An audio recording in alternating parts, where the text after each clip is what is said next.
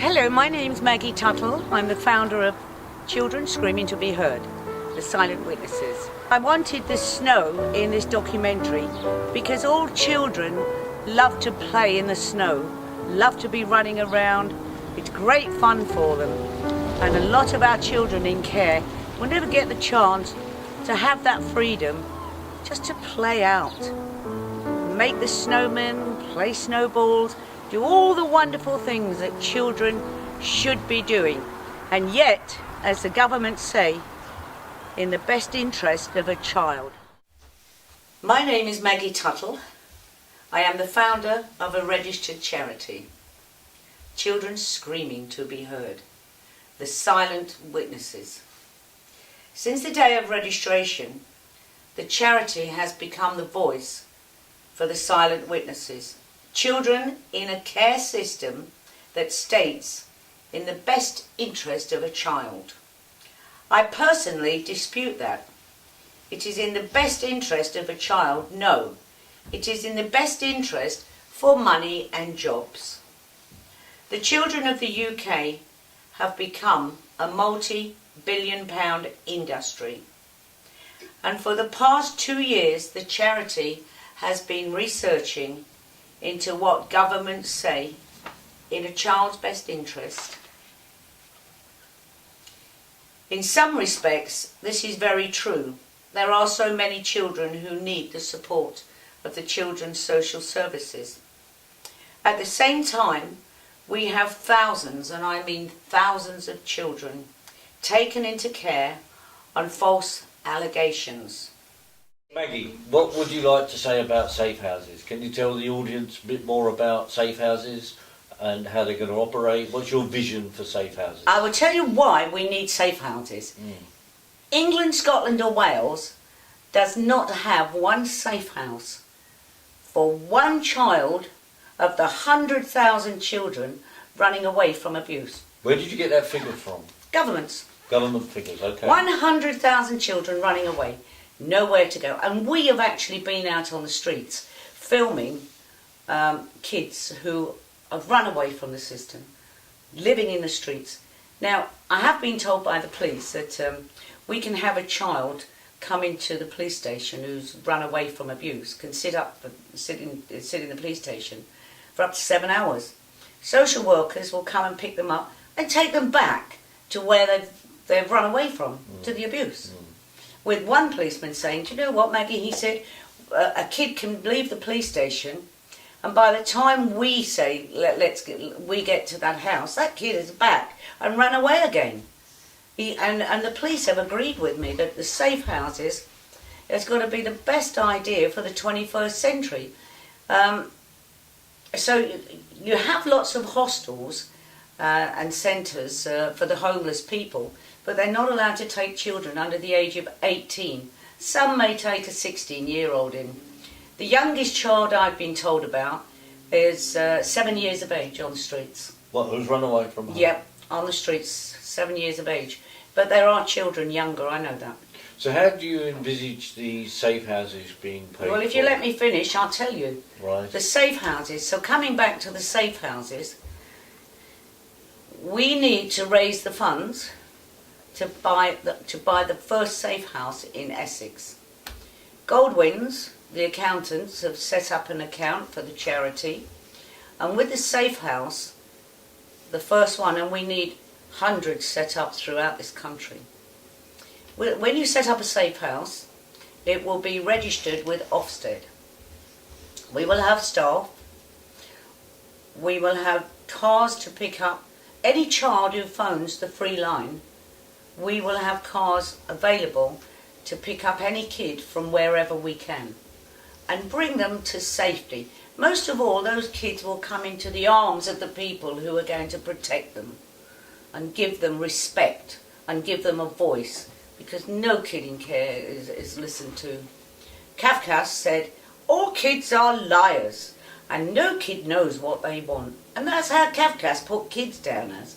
No wonder kids have no voices. So, however, coming into the safe houses, we will be allowed, I'm told, to keep them up for up to 3 weeks. Every kid that leaves the safe house will have a Mackenzie friend, because we're now working with Belinda Mackenzie, strangely enough, whose Mackenzie group that's set up. So we will be able to keep track of that child is safe. One of the most important things about the safe houses is in 2009, Jack Straw put like a gagging order on kids in care. Really? Yeah, and kids are not allowed to speak out. There's, like I said, on a contact, kids are not allowed to speak out. So by getting to those children who are running away, then we can find out from those children what's happening to the children inside, because no one can get to those kids in care. No kid can report anything at all, and if they do, they're liars. Where do you ever read where a kid has reported abuse who's in the care system? No, that's a good point. Kids coming out of the care system, 16, 18 years of age, if they want to report being abused in the care system, I hear now that the government are setting up, or trying to set up, or in the throes of setting up a department where any kid coming out of care wants to report being abused, they've first got to go and ask the government, can I put in a report of being abused?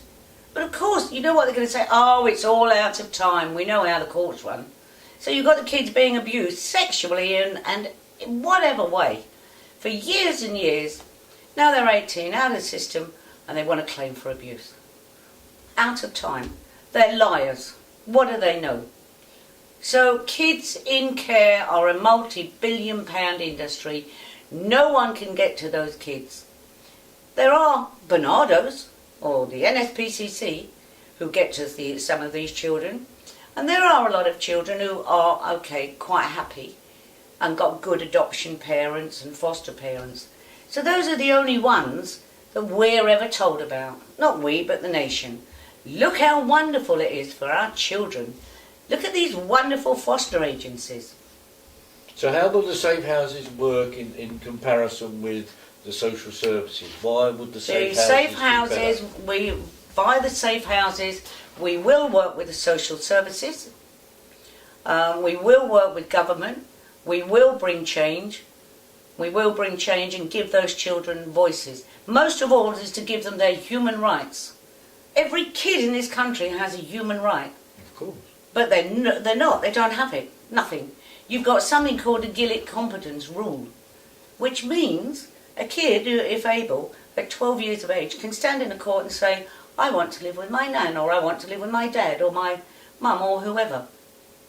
It doesn't happen very often, because the lawyers, who are the children's lawyers, are not representing the children. Properly. And we, not me, but a lot of people out there, with the research coming in, why is it, everybody ask themselves this question, why is it that lawyers in the closed family courts are not challenging the LA lawyers, the social services lawyers, the LA? No one's being challenged in these courts. And people are saying to me, Maggie, of the adoptions and the fostering, do you think these lawyers are also getting backhanders from the foster and adoption agencies not to challenge the social services? And very shortly I will be having a meeting with some very good lawyers who are very concerned on this issue. Very important it is. So in the safe houses, we will get to the children, we will start to find out. We will find out a lot of things. Also, these children in our care for 3 weeks, if they want contact with their families, we will have a contact for them. If the children want the contact, please let me see my mummy, my daddy. As long as we know that that child's not going to be abused and is going to be safe, then that child will be able to have his human rights and see his family. And you wouldn't make a charge of £50? I wouldn't be charging £50 an hour, like no. the social services do? No, not at all. Bernardo's. They charge as well, do they? Yeah.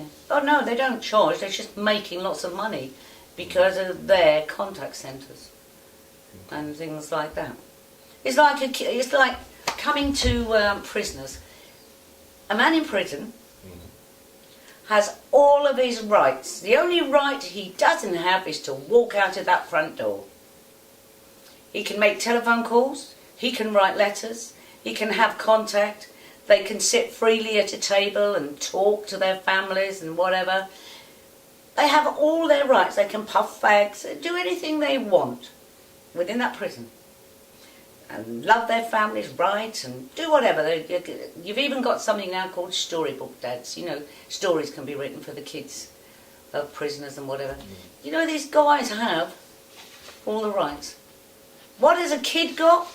A kid doesn't have a telephone. A kid in care doesn't have telephones.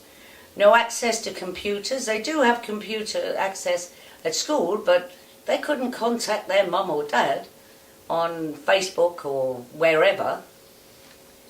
So these children in care do not have the rights that a person who has committed murder or whatever have.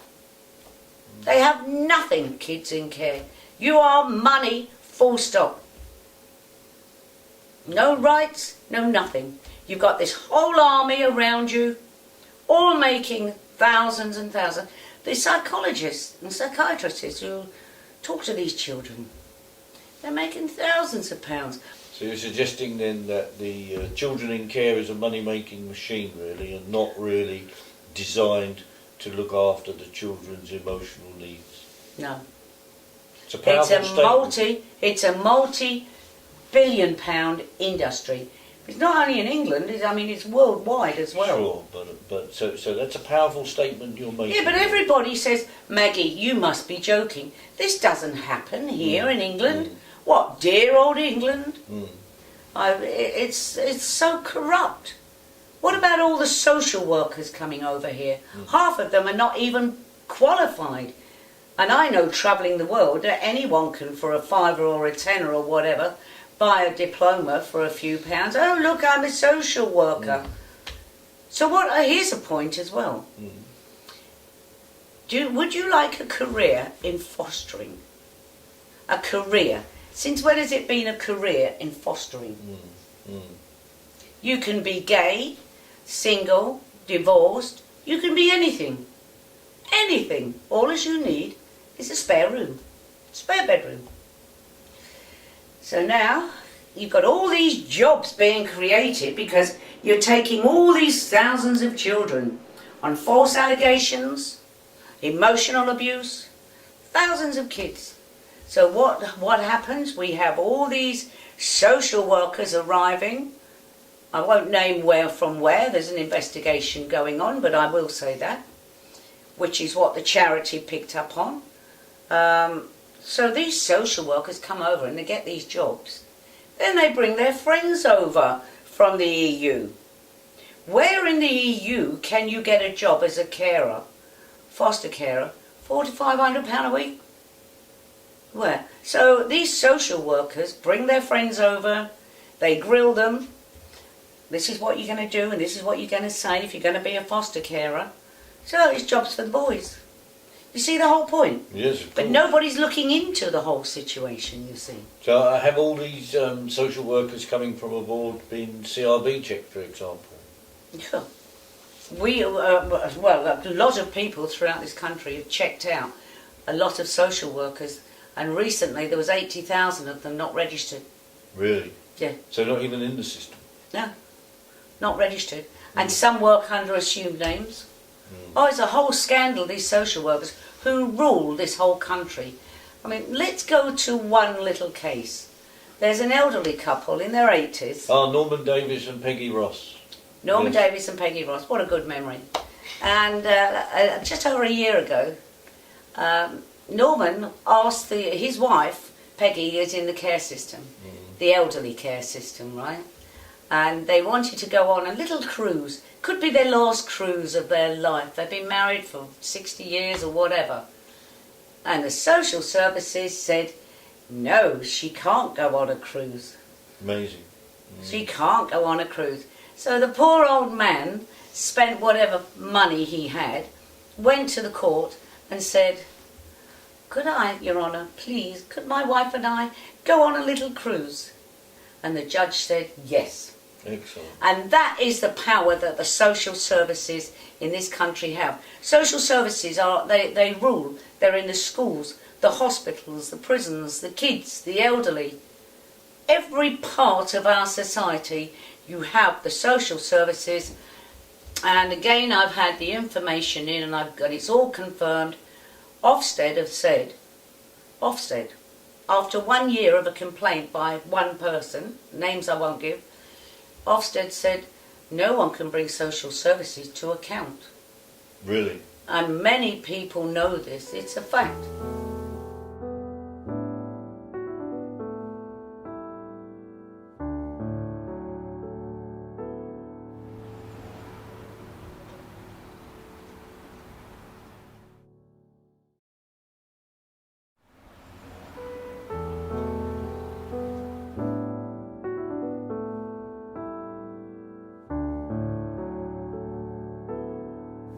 And when they all go to the courts, in these closed family courts, again I am told, I've never experienced the closed family courts, but I'm told, the feedback is, you have all these professionals there, you have the children's lawyer and you may have a lawyer as well, but there's nothing said. It's all from that side. Nothing is forthcoming at all. And the judge just sits there and they listen to this side. You might get a little bit going on from here, but it's this crowd they're believing, because again, how can a judge know the truth when you've got all these different assessments? Loads of different assessments, all saying different things about this kid and the family. I'd hate to be a judge. So how, in closing, how would you improve social services in this country? What would you like to see happen? I'd like to see the social services sitting proper tests. I'd like to know their backgrounds. I know social workers who have been brought up through hell. How can these social workers who are accusing parents, you are this, you are that, you're an emotional abuse, when these social workers have come through hell themselves? Right. You've got to grow up, you've got to have love and feelings. They're cold. You know? Do you think they're trained to be that way, sort of emotionally detached from the cases? A lot of social work, we have got a lot of social workers who are good, honest social workers. Right. I must say that in their defence. Sure. But I would say for every one good, honest social workers, the rest are in it for the money. £21 an hour for social work. Is that what they get paid? Something like that, yeah. All right. Oh God, yeah. And a monument, I mean, we must have a monument. Where would you place that? Where would you like to see that monument? Well, when a friend of mine was out filming, we filmed Waterloo Park. It's by Waterloo Station. Yeah. It's the most beautiful little park, so well kept. It's so nice, you know. And there's these little benches. And all these benches have got the names of all the people who have died on the streets. And their names are all sort of put in these little shells on these benches. Loads, hundreds of them. And the park is kept clean by the homeless people themselves. It's really lovely to see. You can see alcoholics sitting there, but they wouldn't dare drop a tin there. Everything's taken out. Now that would be lovely for that monument to be in the middle there. So Waterloo Park would be fantastic. Again, I wrote to Cameron last year asking him about the monument.